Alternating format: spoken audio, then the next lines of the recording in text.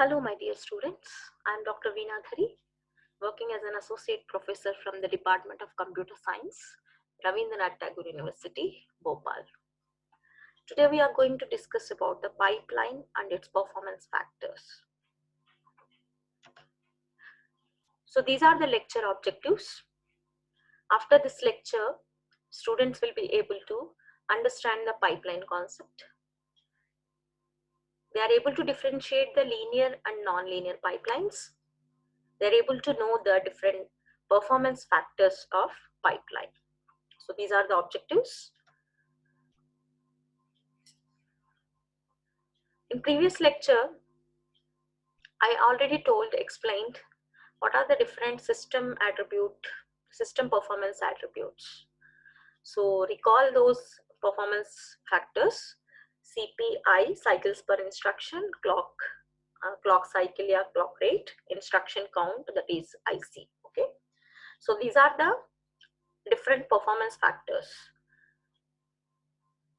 So by reducing any of these factors, three factors will lead to the improved performance. Okay, so by reducing the cycles, by reducing the clock rate, clock cycle of instruction, and not by reducing instruction count also you can reduce, by reducing the cycles per instruction and automatically improve the performance. Okay, so reducing any of these three factors will lead to the improved performance of system. So how to improve the performance? There is a concept that is pipelining, is to apply the concept of pipelining at the time of instruction execution. So how to apply the concept of pipelining? So overlap the computations. So what it will do, overlap the computations. क्या मतलब है overlap the computations का क्या है? एक बार देखिएगा, मैं यहाँ पर थोड़ा सा एक कोशिश कर रही हूँ पाइपलाइनिंग कॉन्सेप्ट मतलब आपको एक्सप्लेन करने के लिए. देखिए, नॉर्मली आप हर जगह पर कोई भी मतलब प्रेजेंटेशन आप देख लीजिएगा. Suppose if you want to make the rotis, है ना, तो फर्स्ट टाइम आप रोटी को बनाने के लिए क्या करेंगे, पहले आप रोटी को वहां पर एक गोल गोल बनाएंगे, फिर तवा पे डाल देंगे एक ने, फिर इसके बाद उसको फ्लेम पे वैसा मतलब रोटी मतलब बनाएंगे, है ना, फ्लेम पे. इसमें क्या करेंगे, थ्री सीक्वेंशियली करें. एक बार पूरा ये कंप्लीट होने के बाद फिर नेक्स्ट उसको फ्लेम मतलब तवा पे करने के बाद फिर फ्लेम पे करने के बाद थ्री सीक्वेंशियल टास्क. सो अपन क्या करेंगे, सीक्वेंशियली करेंगे तो it will take more time, है ना. नॉर्मली अपने मम्मी लोग कैसे करते हैं, सो फर्स्ट वाला रोटी को तवा पे डाल देंगे, तब तक अपना सेकंड रोटी को वो बनाते रहेंगे, है ना. तवा पे वो होगा तब तक सेकंड रोटी यहाँ पर फ्लेम पे चले जाएंगे, तो फर्स्ट रोटी तवा पे डाल देंगे. Okay, so these are the overlapping of the मतलब ओवरलैपिंग ऑफ द वर्क, है ना. सो आप फर्स्ट का काम कर रहे हैं तो सेकंड का आप उसको फ्लेम पे मतलब तवा पे कर रहे, थर्ड को फ्लेम पे कर रहे. If you are overlapping this type of work then it is called pipelining, है ना. सो यहाँ पर मल्टीपल प्रोसेसर्स कुछ parallelism, we are not doing nothing. Okay, since only we are overlapping the instructions, है ना. सपोज यहाँ पर भी देखिएगा, सपोज एक 10 क्लोथ्स को मतलब 100 क्लोथ्स को आपको एक बार वॉश करना है, ड्राई करना है, ऐसा करना है. सो एक बार 10 क्लोथ्स को वॉश करेंगे, फिर ड्राई करेंगे. ओके, वॉश करने के बाद फिर ड्राई करेंगे, फिर दूसरी 10 क्लोथ्स को फिर वॉश करेंगे, फिर ड्राई करेंगे, है ना. It will take the long time, है ना, ऐसा sequentially if you are doing. Okay, first 10 clothes को आप यहाँ पर वॉश कर दिया, फिर उसको ड्राई पे डाल दिया, तब तक आप वॉश में क्या कर रहे हैं, सेकंड वाला 10 क्लोथ्स को डाल रहे हैं. So if you are overlapping this type of work then you can achieve the performance improvement, है ना. You can achieve the improve performance, है ना.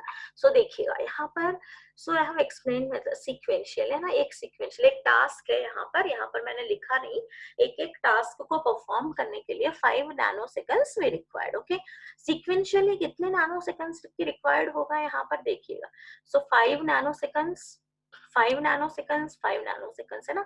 एक फर्स्ट 5 कंप्लीट हो गया, सेकंड 5 कंप्लीट हो गया, थर्ड 5, है ना. Sequential it will take the 5 + 5 + 5 nano मतलब 15 nano seconds it will take, है ना। So parallel, you know, parallel multiple processors होगा तो independently first task, second task, third task, so equally simultaneously, मतलब पैरेलली इट विल कंप्लीट, है ना। यहाँ पर कितने जरूरत पड़ेगा आपको, 5 नैनो सेकेंड्स, है ना। सो बहुत इंप्रूवमेंट है। बट पाइपलाइनिंग में देखिएगा यहाँ पर क्या है, फर्स्ट वाला 5 नैनो सेकेंड्स है ना। तो फर्स्ट वाला यहाँ पर आ गया, तो सेकंड वाला क्या, सेकंड क्लॉक पल्स से चालू हो रहे है ना। इसको कंप्लीट करने में कितने टाइम जरूरत है यहाँ पर, 6 नैनो सेकेंड्स, है ना। ये 5 है, एक और एक्स्ट्रा आ जाएगा 6, सो यहाँ पर एक और एक्स्ट्रा आ जाएगा 5 को कंप्लीट। सो टोटल कितने नैनो सेकेंड्स में यहाँ पर ये कंप्लीट हो जाएगा, 7 नैनो सेकेंड्स में ये पाइपलाइनिंग वाला कॉन्सेप्ट कंप्लीट हो जाएगा। सो 15 नैनो सेकेंड्स से कम है, बट 5 नैनो सेकेंड से ज्यादा है। So pipelining between these two, sequential and parallel, है ना, इसके बीच में है। So we can achieve remarkable performance using by overlapping the instructions, है ना। सो ये कॉन्सेप्ट है अपना पाइपलाइनिंग का कॉन्सेप्ट है। ओके, सो पाइपलाइनिंग में two types of pipelines are available, linear pipeline processor and non-linear pipeline processor, है ना। So first we will look at the linear pipeline processor. Okay, so linear pipeline processor is sequence of subtasks, है ना, with linear precedence, है ना, at higher level sequence of processors. Okay, so यहाँ पर कैसे होगा, it will be divided again into synchronous and asynchronous. Okay, देखिएगा stage 1 है, स्टेज 2 है एंड स्टेज के है ना, मतलब यहाँ पर तक आपका लीनियरली इट विल फॉलो। देखिए, सो लीनियर सिंक्रोनस पाइपलाइन में यहाँ पर क्या होगा, each will be divided into all transfers and simultaneously one task or operation enters the pipeline per cycle and processor reservation table is diagonal, है ना। यहाँ पर पाइपलाइन कैसे डिवाइड हो गया, दिस इज द, मतलब इनपुट यहाँ से एंड यहाँ पर एक ये, this is called the latch और सर्क्यूट, है ना। यहाँ पर होगा ये स्टेज 1 है, स्टेज 2 है एंड स्टेज के, मतलब कहाँ तक कितने स्टेजेस है वहां तक है। यहाँ पर इनपुट है, यहाँ पर आउटपुट है। All will be synchronized with clock pulses, है ना। सो यहाँ पर ये लैचेस के थ्रू अपना इनपुट यहाँ से यहाँ ट्रांसफर हो जाएगा, यहाँ से यहाँ, यहाँ से यहाँ। सो it is, that's why it is a linear pipeline processors, है ना। सो यहाँ का रिजर्वेशन टेबल कैसे होगा, पहले S1 में क्या होगा, T1, T2, T3 and T4 task, है ना। ये पूरा टास्क परफॉर्म हो जाएगा फर्स्ट सेकंड में, सेकंड एंड, अब सेकंड वाला कहाँ, ये क्या होगा, सेकंड वाला स्टेज का क्या, ये फर्स्ट का कुछ और ऑपरेशन परफॉर्म करने से ये लोड करते जाएंगे, है ना। ये T1, T2 एंड T3, यहाँ पर T4 हो जाएगा। ओके, मतलब 5 वाला, 5th वाला यहाँ पर दिखा नहीं है, T1, T2, T3, है ना। सो इसका क्या होगा नेक्स्ट, T1, T2, मतलब T3, T4। सो यहाँ का क्या है, it is like T1 first stage का यहाँ पर स्टार्ट हो गया, सेकंड स्टेज का T1 यहाँ पर स्टार्ट हो गया, थर्ड स्टेज का मतलब T1 यहाँ पर स्टार्ट हो गया। So it is diagonal, that's why it is a diagonal, the space मतलब diagram it will be a diagonal होता है लीनियर पाइपलाइन प्रोसेसर पे। ओके, सो असिंक्रोनस मतलब सिंक्रोनस पाइपलाइन प्रोसेसर पे, असिंक्रोनस पाइपलाइन प्रोसेसर, है ना। असिंक्रोनस पाइपलाइन प्रोसेसर में क्या होगा, transfer performed when individual processors are ready, है ना। हैंडशेकिंग, है ना, handshaking protocol between the processors, है ना। हैंडशेकिंग मेथड क्या होगा बेटा, so if it is input is ready it will send the acknowledgement, है ना। एक बार आप रेडी है क्या सिग्नल भेजेंगे, इधर वेदर द दूसरी स्टेज में, मतलब दूसरा डेस्टिनेशन वाला ओके आई एम रेडी है, तो फिर ये डेटा को सेंड करेंगे। डेटा को सेंड करने के बाद it will again send the acknowledgement, है ना। एक्नॉलेजमेंट ये होता है, ये हैंडशेकिंग मेथड होता है, CSO में ऑलरेडी पढ़ चुके थे अपन, है ना। So handshaking, so mainly used in multi processor system with message passing, है ना, क्योंकि एक बार सिग्नल इनपुट हो गया, वहां आउटपुट होने के बाद, रिसीव करने के बाद, then it will send the acknowledgement signal. Okay, so it will send the acknowledgement signal, है ना, असिंक्रोनस पाइपलाइन में। सो इसमें क्या है, असिंक्रोनस पाइपलाइन में multiple processors with k stages होगा, बट फंक्शंस में भी डायनामिकली असाइंड, है ना। एक यहाँ पर feed forward and feed backward connections होगा, है ना। वहां पर लीनियर पाइपलाइन में क्या है, कैसे है, always it will B feed forward only, है ना। स्टेज 1 से स्टेज 2, स्टेज 2 से स्टेज 3, है ना। यहाँ पर क्या है, सिंक्रोनस पे यहाँ पर सिंक्रोनस पाइपलाइन पे यहाँ पर आपको मतलब एक्नॉलेजमेंट के साथ होगा। हाँ, next we are talking about the non linear, है ना। नॉन लीनियर डायनामिक पाइपलाइंस में इसमें क्या होगा, feed forward and feed backward connections होगा। सो यहाँ पर देखिएगा, स्टेज 1 से स्टेज 2, स्टेज 2 से स्टेज 3, फिर स्टेज 3 से अगेन स्टेज 2 आ रहे, कुछ स्टेज 1 से डायरेक्ट स्टेज 3 जा रहे, स्टेज 3 से अगेन स्टेज 1 आ रहे। सो यहाँ पर लीनियर ये कुछ नहीं है, है ना। नॉन लीनियर डायनामिक पाइपलाइन से दीज आर डायनामिकली चेंज्ड, कभी भी कोई भी एक्शन हो सकता है।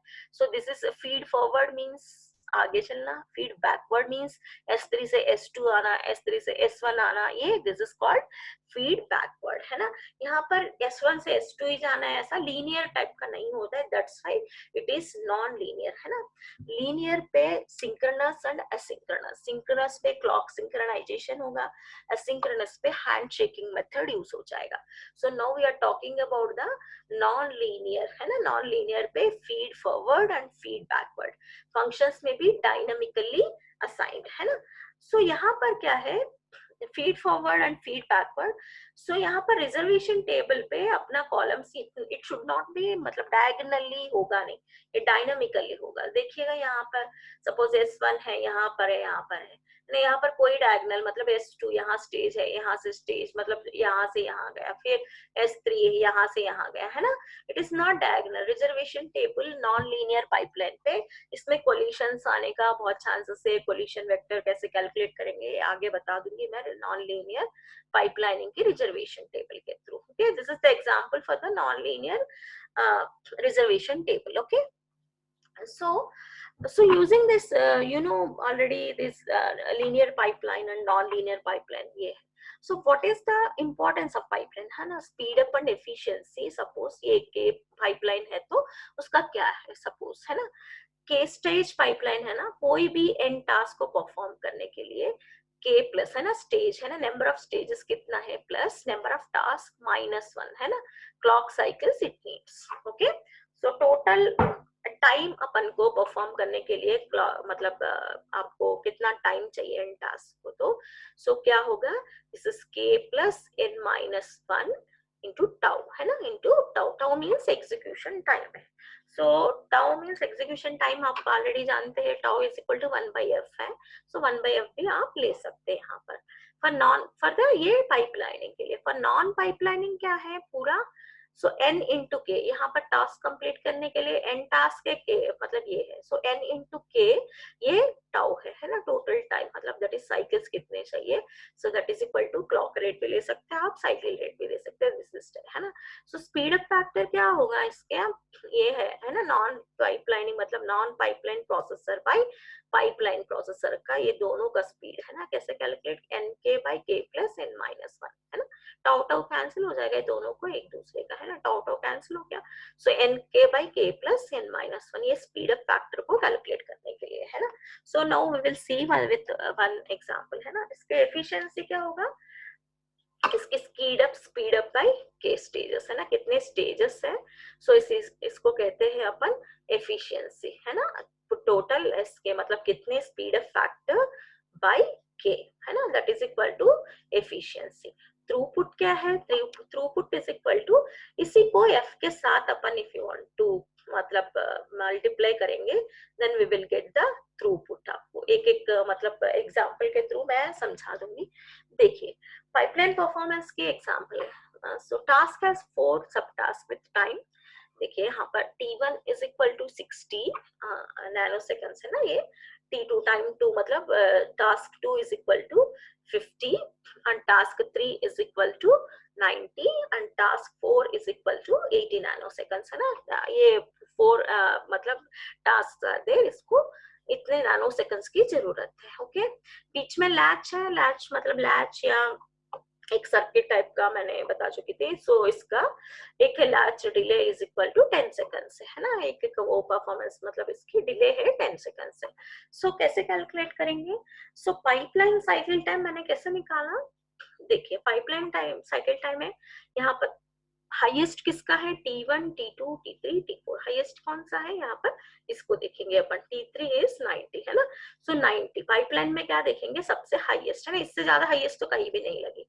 तो इसीलिए 90 seconds plus 10 is equal to 100 nano seconds, है ना। पाइपलाइन साइकिल टाइम क्या हो गया, 100 नैनो सेकंड्स का टाइम यहाँ पर हो गया। पर नॉन पाइपलाइन क्या करना है, सभी को ऐड करना पड़ेगा। सभी को ऐड करेंगे तो क्या हो गया, 60 plus 50 plus 90 plus 80 it is equal to 280 nano seconds, है ना। So where pipeline cycle time 100 है, यहाँ पर 280 है। सो स्पीड अप क्या होगा, 280 by 100 इज 2.8 फैक्टर्स, है ना। इतना अपना पाइपलाइन का स्पीड अप मतलब बढ़ गया। सो देखिए यहाँ पर, सो पाइपलाइन टाइम फॉर 1000 टास्क, है ना। यहाँ पर तो मैंने यहाँ पर 4 ऐसी है, 4 टास्क है तो अपन ऐसा कैलकुलेट कर चुके। सपोज यहाँ पर 4 स्टेज का पाइपलाइन है, ओके।